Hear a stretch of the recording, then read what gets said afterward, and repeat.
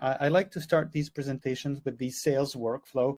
It's a big feature in Erplain, and that obviously is completely integrated with the inventory management, because as you're selling your products, it's updating your inventory.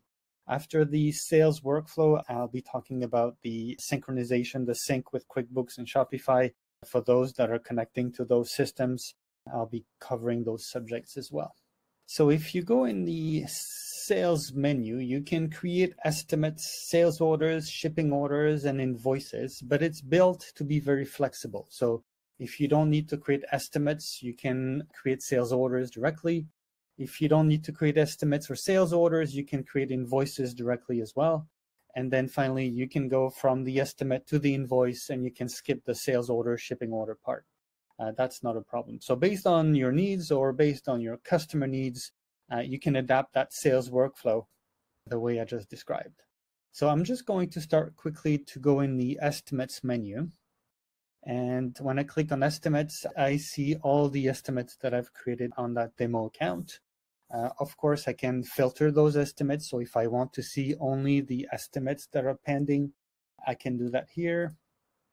So I select status, pending, and here are the pending estimates. If I now need to filter on the pending estimates from a specific customer, I can add another filter, and I select one of my customers, and here are the pending estimates for this customer only. Those two filters that I created, I can even save them as a view, so I don't have to reselect those same filters if I need to see that information on a regular basis. I would simply click on the views button here. I click on save view, select the name, and it will be in my list of views that I've saved. So in one click, I can easily go back and see the pending estimates for that specific customer. I like to talk about the filters at the very beginning of the presentation, because you'll see that this is something that is on all the pages in Erplain. So you can, of course, filter all your transactions. You can filter your products, your stock level, and so on. I'm also on the estimate screen, so this is what I'm going to do now. I'm going to click on Create to create a new estimate. Creating a new estimate or a new sales order or new invoice actually works exactly the same way. So it is the same form, but obviously it has a different impact on your inventory. So when you create an estimate, for example, it doesn't update your inventory, but the sales order or the invoice will do such a thing. So I'll make sure I cover those subjects as I go through the sales workflow. If I select the customer, so I'm just going to go in and select one of my customers. When you select the customer, you've got the default information of that customer that's showing up automatically. So you've got all the billing address, shipping address. You have the account rep, so your sales team. If you want to assign an account rep to one of your customers, you can do that so that you can build some sales reports by account rep, for example. Something else that you can do, if you want to give your account reps access to Erplain, you can create a dedicated access for this customer, for this account rep, sorry. They will only see their customers and they will only see the sales that they've created in Erplain. So it's a dedicated access for sales reps. With Erplain, you can also manage multiple stock locations. So here, you can also assign a location to a customer, or you can select it manually here. You can select default locations as well. In other words, it will allow you to track your inventory across multiple locations. So it can be inventory that you have in your office, in a warehouse, even in a truck, for example. You can track your inventory across multiple stock locations. And I'll be talking more about locations when we talk about the stock level as well. Something that's very used in Erplain as well is the ability to create multiple price levels. So in Erplain, when you open your account in Erplain, you have wholesale price and retail price, but you can create your custom price levels as well. So for example, you can have a VIP price, you can have tier 1, tier 2 price, and you can assign those price levels to your customers so that when you're selecting your products, this is the corresponding price level that's going to show up as you select the products in your transactions. And this is what I'm going to do here in the estimate. But as I mentioned, it works the same way across all transactions. So to select your products, you can do that in a few different ways. You can go in here and start typing the name of the product, and you'll see the corresponding results that are going to show automatically. For each result, you'll have the inventory level information. So I'll be talking more about these numbers that you see here in just a few minutes. But let's select one of those products and select the quantity. So that's one way to add your products. Another way would be to click on Add Multiple Products. And in that case, you'll have the list of all your products that you can filter by tag. You can filter by name or by SKU, for example.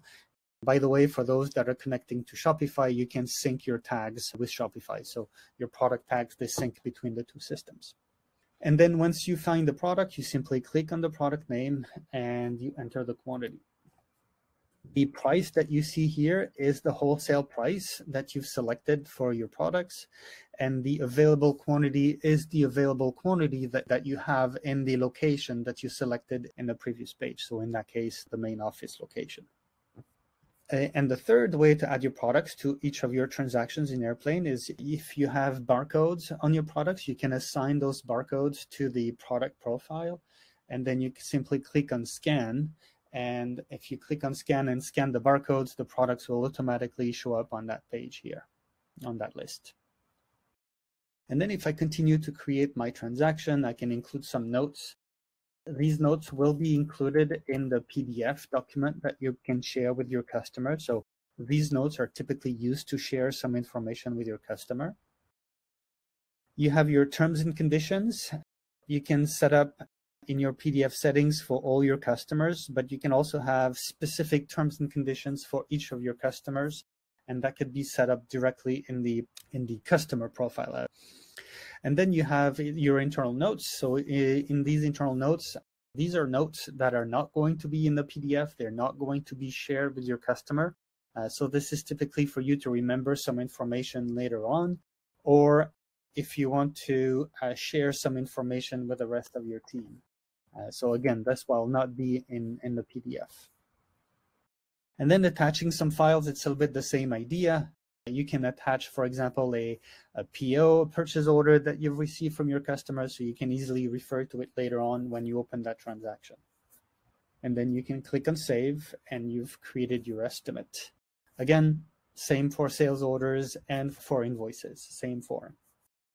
As I mentioned earlier, the estimate does not update your inventory. It is just a pricing, a proposal that you're sending to your customer. I'm going to be talking about the inventory update in a few minutes as well. Something else that is common to all transactions that you create in Erplain is the ability to generate a PDF version. So you can click on PDF, View PDF, and let me show you what it looks like on the tab that I'm sharing. And here is the PDF that I've created from that transaction. You can customize that PDF with your company logo. You can add more or less description to your company, to your products. There is the ability to put product pictures. If you prefer to call those quote instead of estimate, you can rename the document title as well. If you want to put the terms and conditions in the invoices, but not in the estimate, these are all options that you can find in your PDF settings. That PDF document, you can also send it directly by Erplain, by email. So if you click on the Actions button, there's a Send by Email button here. If you've created email templates prior, they will automatically be populated with the information that you selected. You just simply confirm the email that you want to send it to, and you click on Send by Email, and it will send the PDF as an attachment with the rest of your message. If you send those emails from Erplain, you'll have the history of the emails directly in Erplain, directly in your transaction. So you can see when you sent it and who you sent it to. All right, and again, something is something that you can find in all transactions. If I go back to the sales workflow now, as you can see on the left side, I can create a sales order or an invoice from that estimate. So if I were to click on invoice, Erplain will simply create an invoice from that estimate, and as soon as I save my invoice, my inventory is updated in one step. That's very quick and simple. However, in many cases, our customers need to create sales orders and shipping orders prior to creating the invoice. And this is what I'm going to show you now so that you have a better understanding of that possibility. So if I click on sales order, Erplain simply creates a sales order from the estimate. And as I mentioned earlier, I could have created that sales order directly without starting from the estimate. That's not a problem as well. I'll come back to the sales order to continue the sales workflow, but I like to open my stock level now so that I can explain what happened in terms of the inventory update when I create a sales order. So here, this is my stock level page with the list of all my products. And for all my products, I see multiple quantities. The first quantity that I see here is my on-hand inventory. I have my available inventory and my reserved inventory. The on-hand inventory is simply all the products that you have in stock. So if you go in your stock locations and if you count your products, that will be your on-hand inventory. From the on-hand inventory, we're going to remove everything that you've sold but not shipped to your customers yet. And this is what I just did with the sales order. Those products have been sold, but I haven't shipped them. So I remove them from my on-hand to give you the available inventory. And the product that have been sold but not shipped, this is simply what we call reserved. And as you can see here, that reserved quantity is the quantity that we remove from your on-hand inventory to give you the available inventory. And as you can imagine, that's a good way for you to keep track of what's really available for sale versus what you see in your stock locations. Because in some cases, it could be a few hours, a few days, even a few weeks from the sale to when you're actually giving the products to the customers. And in that time, you can lose track of what's really available for sale. So that's one of the benefits of the sales order. So in other words, when I create a sales order, I update my available inventory. And when I create the shipping order, this is when my on-hand inventory is updated. You can click on the reserved inventory. So if I click on the reserved number here, I will have the list of all my sales orders that include these products.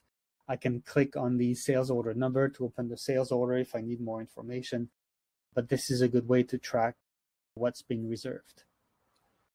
The incoming inventory that you see here, it's a little bit the same idea, but on the purchase side. So I'll be covering more the purchase orders in a few minutes. But here, whenever I create a purchase order in Erplain, the products are showing as incoming.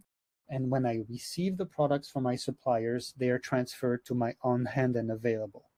I can also click on the incoming number here, and that will give me the list of all the POs that include these products.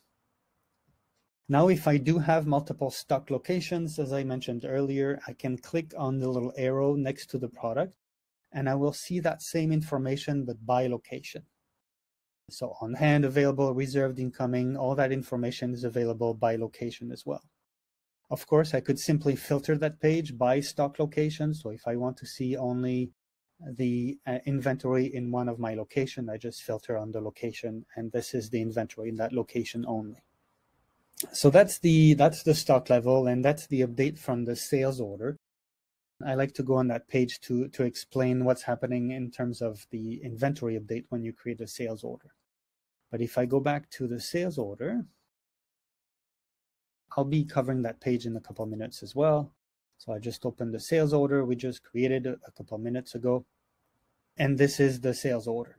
And from that sales order, I have a couple of options in terms of purchasing my products. So I'll be doing the shipping order in a minute, but also if I wanted to start the process of purchasing my product from my sales order, I could do that. So as you can see here, I have a create purchase order button. And if I were to click on that button, Erplain would simply start the process of including the products in POs for my suppliers. And in that case, it would include exactly the same products and the same quantity that you see in that sales order. However, if you only want to order the products that are not in stock, or if you don't have enough of these products, you'll also have a back order button here. And if I were to click on that button, I would only see the missing products, or the products that I would need to order from my suppliers in order to fulfill the order. So I've got both options based on what I need to do from that sales order. And again, we'll be creating POs in a couple of minutes. So now let's say I'm ready to do the shipping order. So I simply go in and I click on create shipping order. I can confirm the quantities that I'm shipping. So in that case, for example, my customer said he doesn't need that product right away, so I'm just going to remove it from that shipping order. And in that case, instead of 5, he only needs 2. And as you can see, I changed the quantity. I'm going to click on save, and I've created a shipping order, but with only partial quantities. If I click on the sales order number, I'll go back to my sales order. In the sales order, I can see the initial quantity, and I can see the remaining quantity. And if I click again now on create shipping order, I will only see the remaining products. And I can do that as many times as I need until all the order has actually been fulfilled. So here I'm just going to do it twice so that you see how this works, but I'm just going to click on save, and I've created 2 shipping orders. As soon as you create your shipping order, this is when your on-hand inventory is updated. So again, the sales order updates my available inventory, and the shipping order updates my on-hand inventory. Now, if I want to track the status of that order within the team, it doesn't have any impact on your inventory. You can change the status of the shipping order. So for example, let's say this one's been delivered. I update the status, and I'll show you where you can track that information. Something else that could be very useful is if you've created multiple shipping orders from one sales order, you also have the ability to create the invoice from your shipping orders. So that would only include the products that are included in that shipping order. I'm going to do the invoice from the sales order with all the products, but I wanted to show you that you can do that from the shipping order as well. So let's go back to the sales order list that we quickly saw earlier. So the one at the top is the one we just created together. And on the right side, you can see you've got progress indicators. So the first progress indicator that you see here is 100% committed. That simply means that all the products are in shipping orders. That also means that my on-hand inventory has been updated for these products. And then based on the status of the shipping orders, I can see how much has been shipped and how much has been delivered. And then I can see the invoicing and the payment, which hasn't started yet, and this is what I'm going to show you now. So let me now open my sales order. This is also where I can create my invoice. So I showed you the create invoice button from the shipping order, but I can do it from the sales order. Well, I click on create invoice. I can confirm the products that I want to invoice. I could invoice some products later on if I wanted to. In that case, I'm just going to invoice all the products at once, and I've created my invoice. I can also add a payment to the invoice. So if I click on add payment, I can do partial payments if I want to. I can set up my own payment methods. And let's say I've been paid by bank transfer. I put the bank transfer number. I click on save, and my invoice has now been paid. And this is what typically concludes the sales workflow, but this is where I like to talk more about our integrations with QuickBooks and with Shopify so that you can understand what's happening when all that process goes through.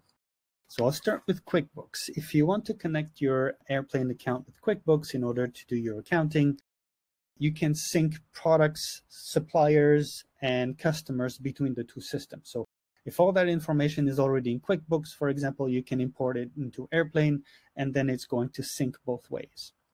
In terms of transactions, when you create an invoice, that's the main integration point in the invoice, in the integration with QuickBooks.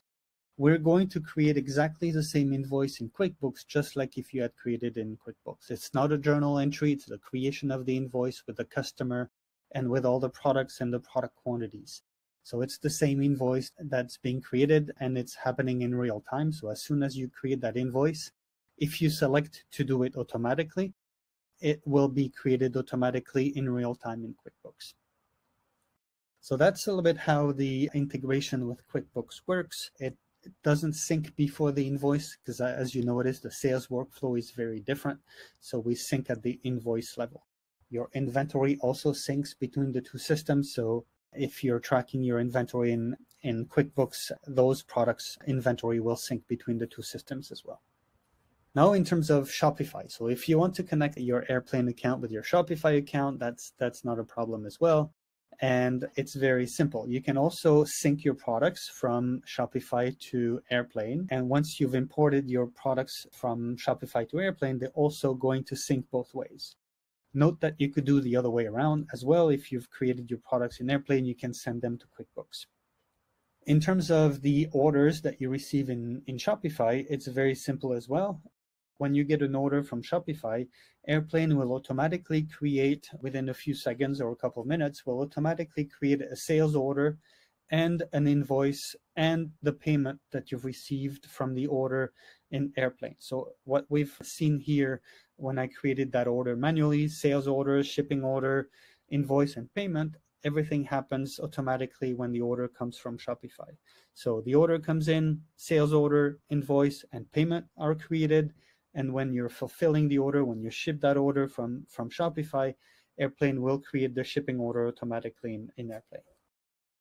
And that's how your inventory is synced between the two systems as well. And that's how the integration with Shopify works. Now, if you want to connect to both QuickBooks and Shopify, it's also fairly simple. There's a few steps to do during the setup. But once it's set up, the invoice, as I mentioned, whether it's created directly in Erplain or whether it's created from Shopify, will be synced to QuickBooks in real time as well. So that's the same idea, except that that invoice is created from Shopify.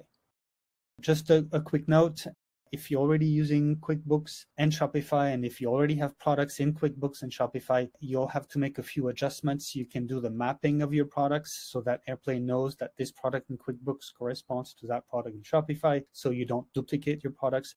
We have a tutorial, we have a guide on our help center that gives you all these steps. I just want to make sure you were aware of that. It's always easier to start fresh on one of the systems, QuickBooks or Shopify, but if you don't, of course, there is a way to do that as well. That covers a little bit the sales workflow, the integration with QuickBooks and with Shopify. I'll be talking more about the purchasing options now, so purchase orders and reorder points. If I go in the inventory menu, you can see that you can create a reorder points. So the reorder page here, so I'm going to click on the reorder page. I'm going to see all the products that are below their reorder point. So for example, you see the one at the very top. It has a reorder point of 50, and the stock level of that product is below 50, so that product shows up on that page. That's what it's designed to do. You can also set up email alerts or notifications if you want to know when your products are below their reorder points or when they're out of stock, for example. And then from that page, we're also going to help you reorder your products.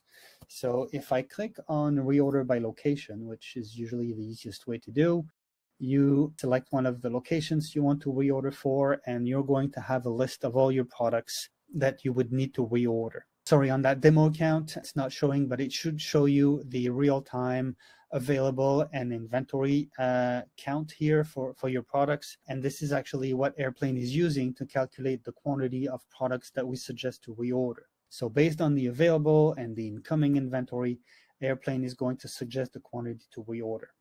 That quantity, you can change it if you want to, based on seasonality, for example. You can update that number and order that quantity. The supplier name that you see here is the default supplier that you're going to assign if you want to for each of your products. If you want to order for this PO, if you want to order from another supplier, you can change the supplier name directly in that page. And then if you click on next, you're going to have the summary of one or more POs, because there's a PO, of course, for each supplier. And before you finalize the PO, you can change some of that information before you save it. So, and another option would also be if you don't want to create a new PO, and if you have an active PO for that supplier, you can select a PO number that's still active. This is only showing you active POs. You select the PO number, and it's going to add the products that you want to reorder to the existing PO instead of creating a new PO. That could be convenient. Instead of creating a PO every other day, you can add these products to the same PO during the week or during the month, and then send the PO to your supplier at that time. And then if you click on save, you'll simply have saved 2 POs or created 2 POs. Of course, the POs, you can create them from scratch. So if I click on the little plus, at the top right, that's what we call the quick access menu. That's a shortcut compared to the menu on the left to create quickly a new customer, a new product, or a new PO, for example. So I'm going to click on PO. This is the form to create a new PO. To create a new PO, you can simply start by selecting the supplier. There we go. I select one of my suppliers. I can then select the products, and it works exactly like I showed you before. You click on Add Multiple Products. As one example, you can filter by tag, by product name, by SKU. And once you find the product, you simply click on the product name, enter the quantity, and you've selected your products.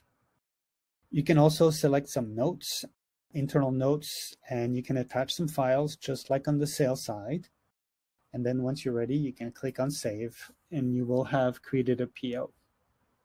That PO, when you start it from scratch or from the reorder points, as I showed you, you can also manage your location. So this is, you select the location for where you want to order your products.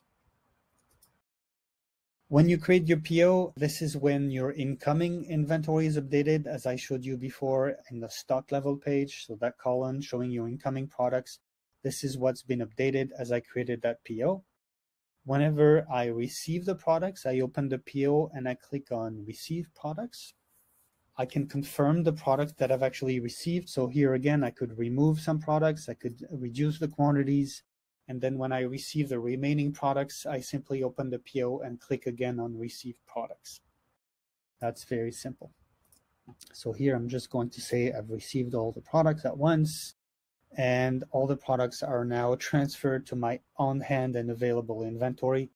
If I sync that location with Shopify, my Shopify account will be updated as well. So this is how you receive the products. In terms of the QuickBooks integration, when you create a PO in Erplain, this is going to create a PO automatically in QuickBooks.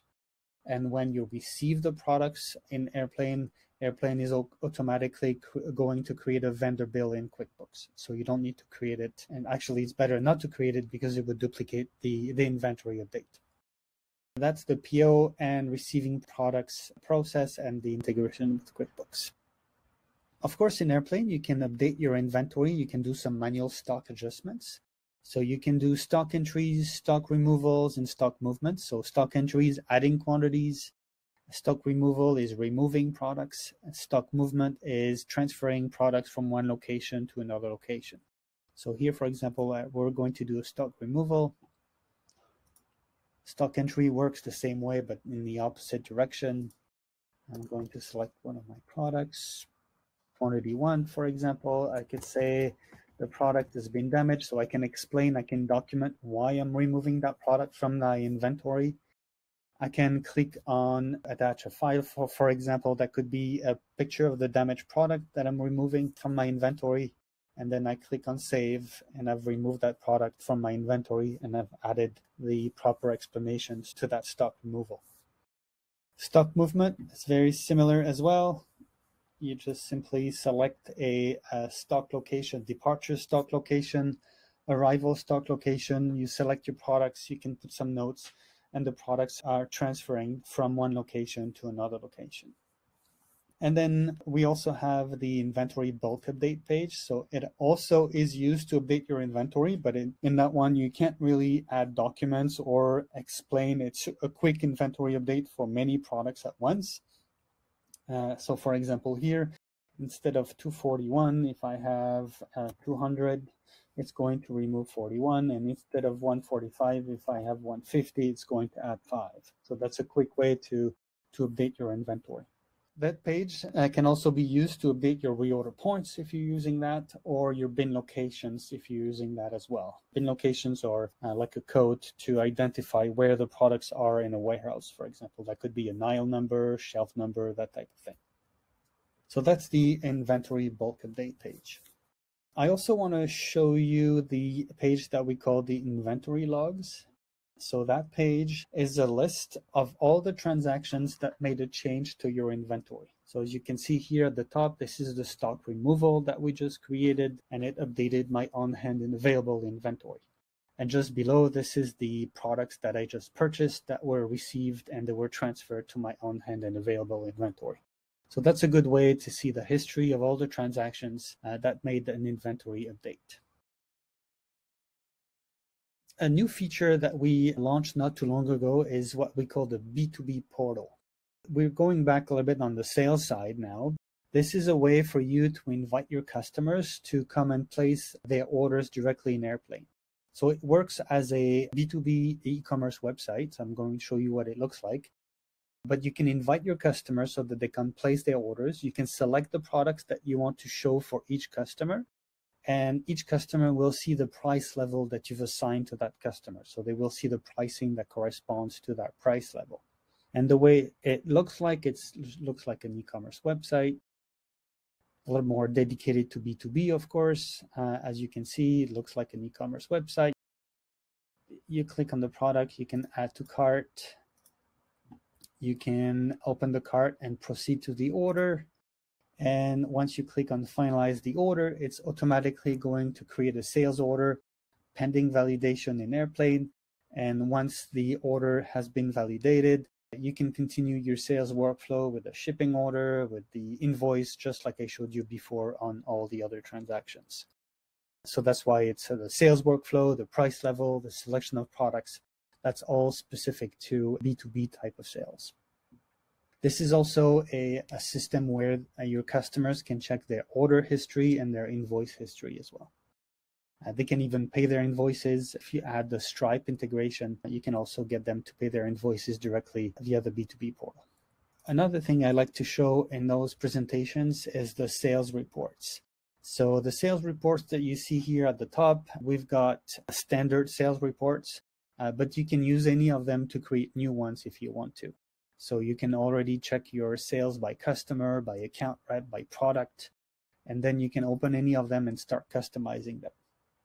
So these are your sales by product. And if you click on the columns button here, you can select the information you want to show in that report. So for example, if I want to see the SKU, and if I want the SKU to show first in my report, I can drag and drop it at the beginning. It will change the order of the report.